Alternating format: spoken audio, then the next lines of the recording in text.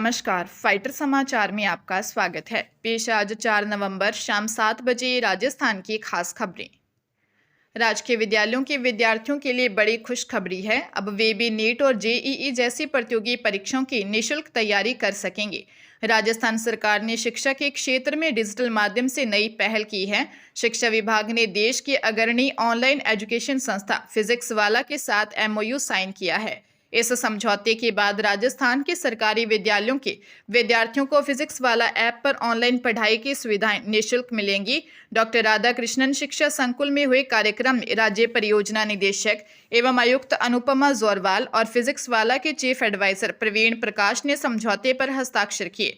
इस वर्ष अवसर पर शिक्षा विभाग के वरिष्ठ अधिकारी भी मौजूद रहे। ये कक्षाएं हिंदी व इंग्लिश भाषा में होंगी ताकि विद्यार्थियों को विषयों को समझने में आसानी हो। जयपुर में हुई भीषण दुर्घटना में एक बार फिर राजस्थान को हिलाकर रख दिया। हादसे में 14 लोग गंभीर घायल हो गए।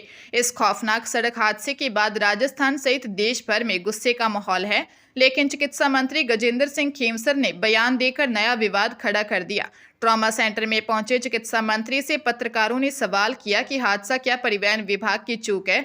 इसके जवाब में चिकित्सा मंत्री ने कहा कि कोई दारू पीकर गाड़ी चलाए तो क्या इसमें परिवहन विभाग की चूक कहां से है। हादसे के बाद चिकित्सा मंत्री गजेंद्र सिंह खेमसर का बयान सोशल मीडिया पर वायरल हो रहा है।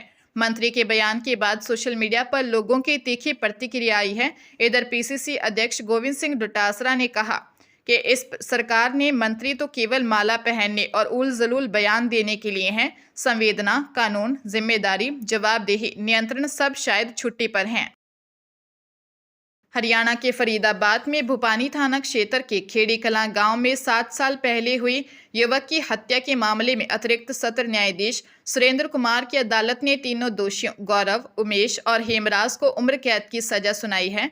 साथ ही गौरव पर 30,000 रुपये और उमेश व हेमराज पर 35-35 हजार रुपये का जुर्माना भी लगाया गया है। यह मामला 10 मई 2018 का है, जब खेड़ी कलां गांव निवासी 25 वर्षीय अशोक की गोली मारकर हत्या कर दी गई थी। अशोक गांव निवासी प्रकाश का भतीजा था और खेतीबाड़ी करता था। घटना वाले दिन वह अपने मोबाइल पर किसी से बात कर रहा था और गेलीराम के मकान के पास सीढ़ियों पर बैठा था। इस दौरान बाइक पर सवार गौरव और उमेश वहां पहुंचे और अशोक पर ताबड़तोड़ गोलियां चला दी, जिससे उसकी मौके पर ही मौत हो गई। हत्या पुरानी रंजिश के चलते की गई थी और इस पुरानी साजिश में तीसरा आरोपी हेमराज भी शामिल था। कोटा रेल मंडल में Vande Bharat sleeper coach train का हाई स्पीड ट्रायल 180 किलोमीटर प्रति घंटे की रफ्तार पर शुरू हो गया है।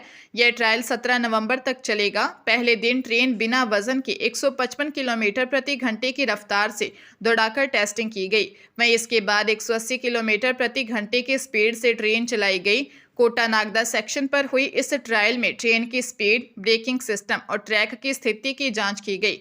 यह पूरा ट्रायल करीब 15 दिनों तक चलेगा और प्रतिदिन लगभग 500 से 600 किलोमीटर तक की टेस्टिंग होगी। आरडीएसओ लखनऊ की 8 से 10 सदस्यों की विशेषज्ञ टीम कोटा में मौजूद है, जो ट्रायल की निगरानी कर रही है। ट्रेन की कंप्यूटराइज्ड रिकॉर्डिंग के जरिए टीम हर स्टेज की रिपोर्ट तैयार कर रही है। ट्रायल के दौरान ट्रेन के विभिन्न परिस्थितियों में परखा जा रहा है। अलग अलग वजन, कोचों में रखे सामान और इमरजेंसी ब्रेकिंग सिस्टम की जांच की जा रही है। सुप्रीम कोर्ट ने मल्टीप्लेक्स में सिनेमा टिकट के साथ साथ खाने पीने की वस्तुओं को ऊंचे दामों पर बेचने पर चिंता जताई।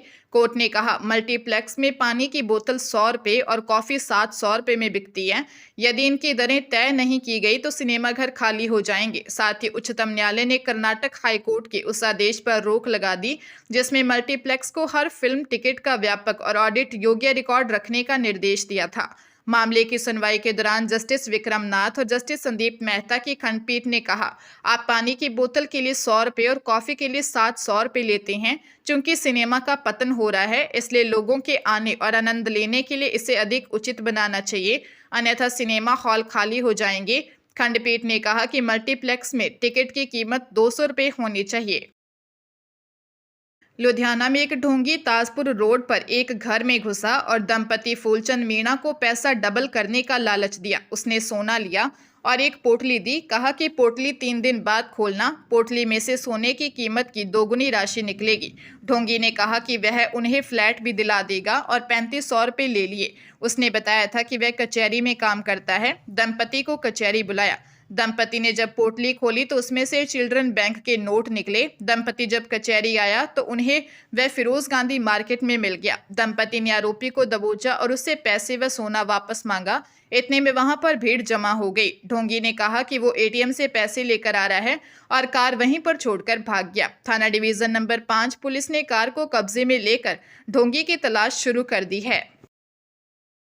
बॉलीवुड स्टार सलमान खान व राजश्री पान मसाला कंपनी को कोटा कंज्यूमर कोर्ट ने नोटिस जारी कर जवाब तलब किया है। मामले की अगली सुनवाई 27 नवंबर को है। कोटा के भाजपा के वरिष्ठ नेता व हाईकोर्ट अधिवक्ता इंद्र मोहन सिंह हनी ने जिला उपभोक्ता संरक्षण न्यायालय में परिवाद पेश किया है। इसमें पान मसाला के विज्ञापन पर रोक लगाने की मांग की है। वकील रिपु दमन सिंह ने बताया कि इंद्र मोहन सिंह की ओर से परिवाद पेश किया गया है। इसमें कहा गया है कि राजश्री पान मसाला कंपनी व राजश्री पान मसाले के brand ambassador Bollywood star Salman Khan द्वारा केसर युक्त इलायची व केसर युक्त पान मसाला के नाम पर भ्रामक विज्ञापन किया जा रहा है। परिवाद में कहा गया कि केसर का मूल्य 4 लाख रुपए किलो है, जो 5 रुपए के पाउच में कैसे मिल सकता है। जनता को भ्रमित किया जा रहा है। युवा वर्ग पान मसाला खाने की ओर आकर्षित होकर कैंसर जैसी गंभीर बीमारियों का शिकार हो रहा है। सवाईमाधोपुर जिले के ग्रामीण इलाकों में दीवारें तोड़कर और ताले काटकर हो रही चोरियों का आखिरकार पुलिस ने पर्दाफाश किया। मौगिया गैंग के 4 शातिर नकबजनों को सवाईमाधोपुर पुलिस की विशेष टीमों ने दौसा, करौली और टोंक जिलों से दबोच लिया। गिरोह ने सोरवाल, मलारना डूंगर, चौथ का बरवाड़ा, बौली, कुंडेरा, खंडार और बहरावड़ा कला थाना क्षेत्रों में 1.5 दर्जन से अधिक वारदातें कबूल की हैं। एसपी अनिल कुमार बेनीवाल ने बताया कि आरोपी जोधाराम उर्फ चाचा निवासी दूधिया बालाजी टोंक इस गैंग का सरगना है। इसके खिलाफ चोरी, लूट व नकबजनी के 13 प्रकरण दर्ज हैं। मुकेश उर्फ सुमान और गुड्डा उर्फ देवीलाल मौगिया रतनपुरा दौसा एवं रामफुल मौगिया दूधिया बालाजी पक्का बंदा टोंक निवासी हैं। इनके खिलाफ चोरी, लूट और नकबजनी के कई मामले दर्ज हैं। 2 अन्य बदमाशों की तलाश जारी है। जेईई मेन 2026 के लिए आवेदन प्रक्रिया जारी है। आवेदन की अंतिम तिथि 27 नवंबर तय की गई है। शुरुआती 3 दिनों में ही 1 लाख से अधिक विद्यार्थियों ने आवेदन कर दिया।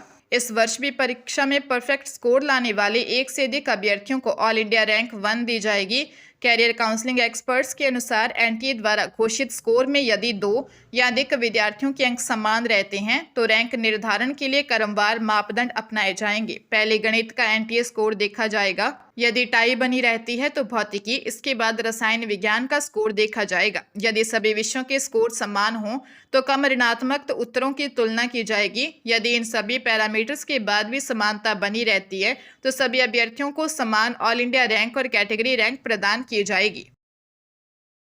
झुंझुनू में कानून व्यवस्था को मजबूत करने और अपराधियों में भय पैदा करने के उद्देश्य से पुलिस ने 2 दिवसीय एरिया डोमिनेशन अभियान चलाया। अभियान में जिलेवार में पुलिस की 70 टीमों ने 264 अधिकारी और जवानों ने एक साथ बदमाशों और आरोपियों के ठिकानों पर दबिश दी। 2 दिनों तक चले इस सघन अभियान के दौरान पुलिस ने कुल 380 स्थानों पर दबिश देकर 51 आरोपियों को गिरफ्तार किया।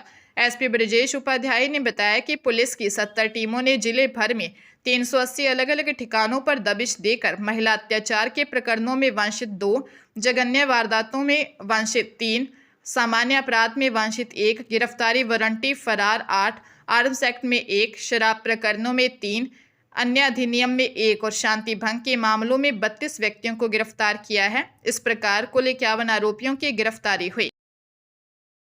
डीग जिले की कैथवाड़ा थाना पुलिस ने 3 साइबर ठगों को गिरफ्तार किया है। तीनों आरोपी देशी दवा बेचने के नाम से ठगी कर रहे थे। एएसआई जसवंत सिंह ने बताया कि मुखबिर के जरिए सूचना मिली कि जाजमका के पहाड़ के ऊपर बनी पक्की कोठरी के बगल में 3 लड़के साइबर ठगी कर रहे हैं। पुलिस की टीम तुरंत मौके पर पहुंची, जहां 3 लड़के बैठे हुए दिखाई दिए। पुलिस ने घेराबंदी कर तीनों युवकों को पकड़ा। उन्होंने अपने नाम मुरसलीम, सत्तार, राजू निवासी गढ़ी झिलपट्टी बताया। तलाशी के दौरान आरोपियों से 2 मोबाइल, 6 फर्जी सिम कार्ड और 3 एटीएम कार्ड मिले। जब युवकों के मोबाइल को चेक किया तो उसमें फर्जी आईडी से सोशल मीडिया अकाउंट बने हुए थे, जिसके जरिए तीनों साइबर ठगों ने देशी दवा बेचने के कई विज्ञापन डाले हुए थे। उन्हें दवा को बेचने के नाम पर तीनों साइबर ठग ठगी कर रहे थे।